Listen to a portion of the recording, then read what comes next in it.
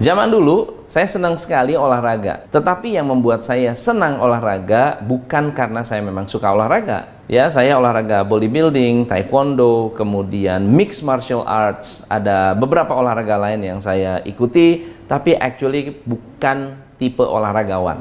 Karena saya mendapatkan sebuah nasihat yang menurut saya sangat-sangat luar biasa. Nasihatnya begini, Tom, kamu jadi orang ya, jangan pernah tertipu dengan usia muda. Karena syarat mati itu nggak harus tua. Dan kebetulan waktu itu saya kelas 6 SD. Kelas 6 SD, salah satu kakak kelas saya, hanya 2 tahun di atas saya, meninggal usia yang sangat-sangat muda sekali. Kelas 2 SMP sudah meninggal. Hanya karena penyakit yang sederhana. Sakitnya sakit gigi. Dan ketika saya mendengarkan nasihat jangan tertipu dengan usia muda karena mati itu syaratnya nggak harus tua. Lalu nasihat yang berikutnya yang dia sambung adalah jangan sombong kalau punya tubuh sehat karena syarat mati nggak harus sakit. Jadi teman-teman, kita harus menjaga segala sesuatu yang kita miliki dengan serius. Nasihat yang kedua, ini saya dapatkan ketika saya pergi ke Tibet. Saya pergi ke Tibet, saya ngobrol-ngobrol dengan beberapa lama, lalu kemudian ada Rinpoche, pemuka agama di sana, sharing tentang pentingnya menjaga pikiran dan kesehatan. Dia mengatakan, Dalai Lama bercerita bahwa kalau Anda mengejar kekayaan, bisa jadi Anda akan meninggalkan kesehatan. Tapi ingat, ada yang namanya hukum karma. Kalau hari ini Anda mengejar kekayaan dengan meninggalkan kesehatan, suatu hari kekayaan akan meninggalkan Anda karena Anda mengejar kesehatan. Kalau sekarang Anda mengejar kekayaan, meninggalkan kesehatan, suatu hari kekayaan yang meninggalkan Anda karena Anda harus mengejar kesehatan. Jadi yang mana yang lebih penting, kesehatan atau kekayaan? Saya memilih dua-duanya. Saya milih sehat dan kaya. Tetapi yang membuat saya bisa kaya adalah kesehatan. So, jagalah kesehatan agar Anda tetap bisa menikmati kekayaan Anda. Yang ketiga, pada suatu hari saya mendapatkan sebuah tantangan. Tantangannya cukup serius karena saya ditinggalkan oleh banyak karyawan-karyawan bagus saya. Lalu kemudian karyawan-karyawan bagus ini adalah orang-orang yang memiliki peran dalam bisnis saya. Dan waktu itu peran-peran mereka cukup penting karena mungkin 20-30% bahkan hingga 40% customer-customer kita dipegang oleh mereka. Dan bukan hanya customer kecil, tapi sebagian besar adalah customer besar. Lalu kemudian saya bertemu dengan salah satu mantan senior saya waktu saya masih di airlines. Dia bilang begini, Tom, lu kalau ada masalah, udahlah lu relax aja. Maksudnya relax gimana? Gini ya, dia bilang, kalau lu pengen jalan tol, menyelesaikan semua problem, ya, jalan tol sukses itu bukan bisnis atau politik, tapi justru mengutamakan perintah Tuhan. Siapa yang meninggikan Tuhan, membela jalan Tuhan, kehilangan apapun gantinya berkali-kali lipat. Sekarang lu kehilangan orang, lu nyari orang, belum tentu selesai masalahnya. Sekarang lu mesti minta tolongnya sama Tuhan. Wow, saya bilang ini cuma masalah kehilangan karyawan. Tapi ketika saya benar-benar mengikuti apa yang dikatakan oleh senior saya mendapatkan karyawan yang berkali-kali lipat lebih bagus, berkali-kali lipat lebih setia, berkali-kali lipat lebih membela sampai hari ini. Nasihat keempat, keren banget. Ini masih senior saya, masih senior yang sama, yang mengatakan bahwa kalau kamu pengen sukses, ikuti jalan Tuhan. Perintah Tuhan itu yang harus diikutin.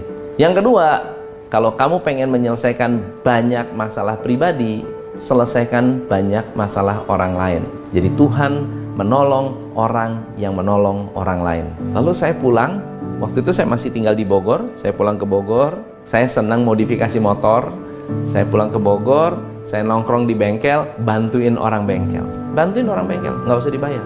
Ada yang ganti oli, saya ikut ganti oli. Ada yang mau tune up saya bantuin tune up, ada yang mau ganti ban, saya bantuin ganti ban tanpa dibayar. Tapi saya nongkrongnya di bengkel. Dan yang menarik adalah banyak problem yang saya alami yang ternyata ditolong oleh orang yang tidak saya kenal. Dan menurut saya itu adalah keajaiban.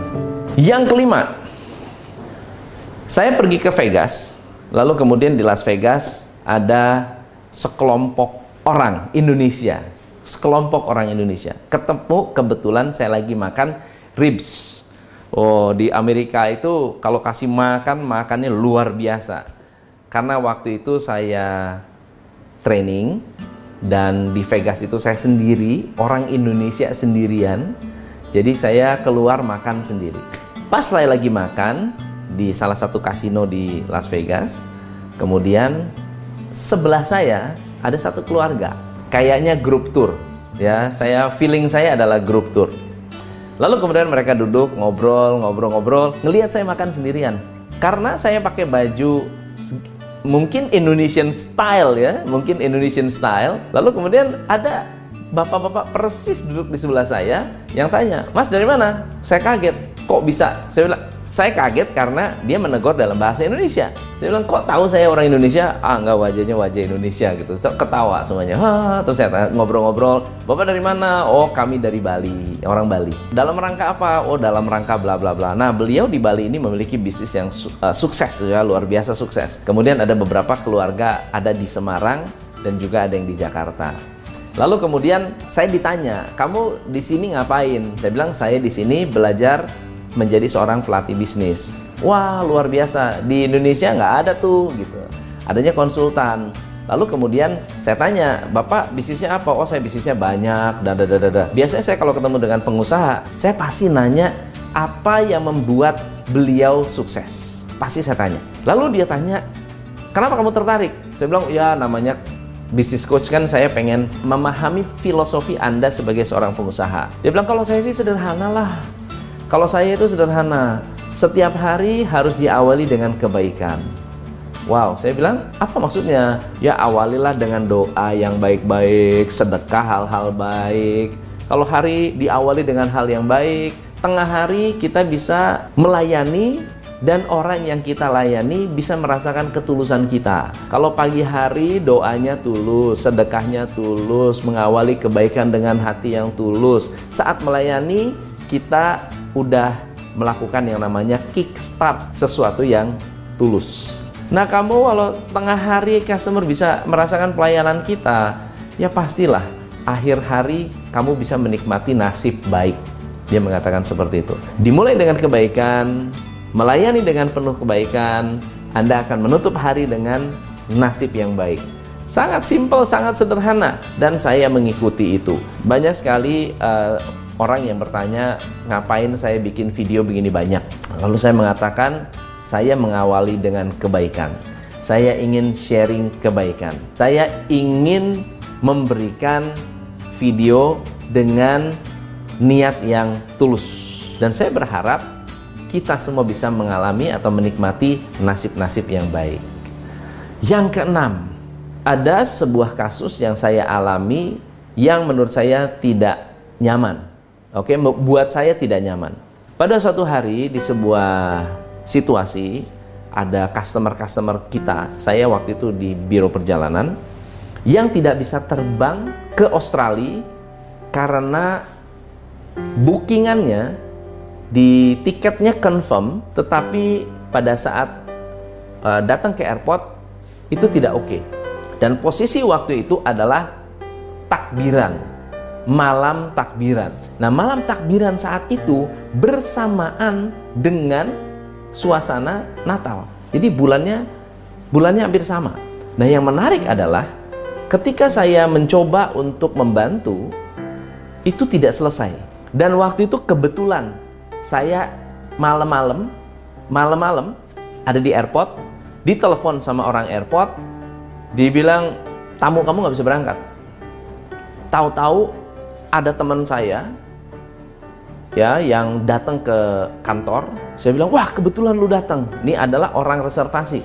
"Iya, saya baru pulang taraweh, punya feeling nggak enak datang ke kantor, rumahnya jauh, datang ke kantor karena punya feeling yang nggak enak. Kita mesti ngapain ini? Ini satu keluarga.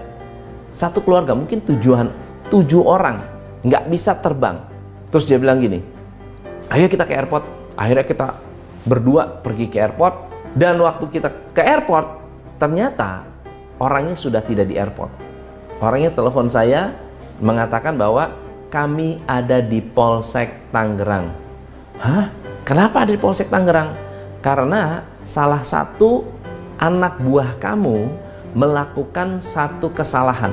Jadi saya mau memproses di kantor polisi karena dianggap menipu. Jadi staf kita dibawa ke polisi, dianggap menipu karena tiketnya oke. Di Garuda dia bilang, oh sorry nggak oke. Nah ternyata penerbangan itu memang overbook. Jadi kalau dalam dunia penerbangan ada prinsip go show, tapi ada juga yang namanya overbook. Jadi dibuatlah overbook, lebih kapasitas, yang sebetulnya tidak boleh. Sebetulnya tidak boleh. Yang jadi masalah adalah karena biasanya kalau dipas-pasin itu ada cancellation, terlambat atau batal dan lain-lain sebagainya. Nah, yang menarik adalah karena dianggap menipu, maka kita semua diproses ke kantor polisi. Di kantor polisi itu saya pusing. Gimana caranya? Saya telepon salah satu otoritas airport. Dia bilang, wah ini gimana? Saya nggak pernah ngalamin masalah seperti ini. Lalu dia mengatakan seperti ini. Ini saya bilang kadang-kadang kata-kata yang bijak itu tiba-tiba keluar tanpa ada filter yang kita pikir ini adalah sesuatu yang nggak masuk akal. Dia bilang gini, Tom, lu kalau tertekan, lu tenang aja. Kenapa? Lu rasa tekanan lu kalau besar, berarti nikmat yang lagi disiapin juga besar. Sampai saya, apa, maksudnya apa? Dia bilang, kalau lu merasakan tekanan sebesar kapal, lu harus tahu bahwa Tuhan menyiapkan nikmat sebesar lautan. Buset, puitis bener. Tapi kenyataannya begitu. Jadi apa yang saya lakukan adalah saya hadapi. Saya hadapi. Malam itu juga kita keluar, dan yang menarik adalah Garuda menambah pesawat ke Melbourne yang awalnya cuma satu penerbangan menciptakan satu extra flight, dan akhirnya semua yang overbook termasuk customer saya bisa terbang keesokan harinya. Dan buat saya itu adalah satu hal keajaiban dan nikmatnya luar biasa. Ya, bisa menyelesaikan masalah dengan sangat-sangat baik. Yang ketujuh adalah, apa sih yang bisa diwariskan? Yang diwariskan sebetulnya bukan harta. Yang diwariskan oleh kita adalah akhlak. Akhlak yang mulia bisa diwariskan. Orang yang Anda sebut sebagai nabi, mereka rata-rata adalah orang-orang yang ditiru adalah akhlaknya, yang diingat adalah akhlaknya. So, jadi kalau Anda ingin membangun keluarga yang baik, bisnis yang baik, akhlaklah yang diperbaiki. Bukan bisnis yang diperbaiki. Karena orang-orang dengan akhlak yang baik, bisnisnya pasti akan baik. Yang kedelapan, nasihat penting, jangan mengingat uang kalau ingin bahagia. Anda harus ingat bahwa uang datang karena Anda memberi manfaat. Ketika Anda memberi manfaat, Anda akan lebih bahagia, uang akan datang dengan sendirinya. Itu adalah nasihat luar biasa. Nasihat yang ke-9, kalau hidup tentram, pengen hidup tentram, ya, ringankan beban orang lain, Tuhan akan meringankan beban kamu. Kalau Anda ingin hidup tentram, ringankan beban orang lain, Tuhan yang akan meringankan beban kita. Dan yang terakhir adalah yang ke-10. Yang ke-10 ini menarik sekali karena menurut saya perjalanan karir saya cukup baik, bertumbuh, berkembang, dan cukup sukses dalam perjalanan. Ada satu nasihat dari kakak saya. Kakak saya bilang begini, lu jangan bangga kalau dibilang hebat. Ingat ya, jangan bangga kalau dibilang hebat. Karena apa? Karena baik itu belum tentu baik. Kalau kita dibilang baik, wah lu hebat lu. Karena actualnya belum tentu hebat, betul nggak? Kalau dibilang, wah kamu orang baik banget. Padahal sesungguhnya belum tentu kita 100% baik. Kalau dibilang, oh kamu luar biasa. Sesungguhnya nggak 100% kita luar biasa.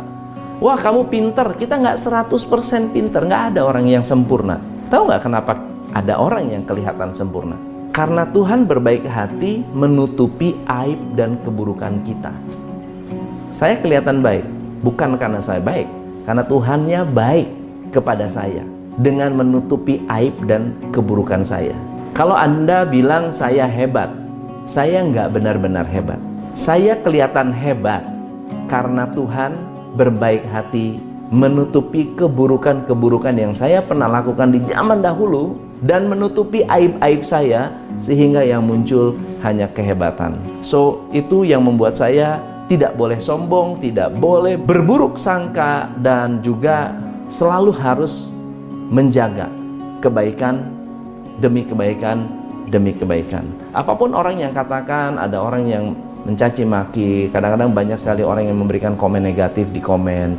Buat saya mereka adalah orang hebat, orang baik, dan tidak perlu direspons negatif. So thank you so much teman-teman. Kalau Anda mendapatkan manfaat dari video ini, saya rekomen untuk Anda share ke banyak orang agar Anda bisa belajar juga dari nasihat-nasihat berharga yang saya dapat sepanjang hidup saya.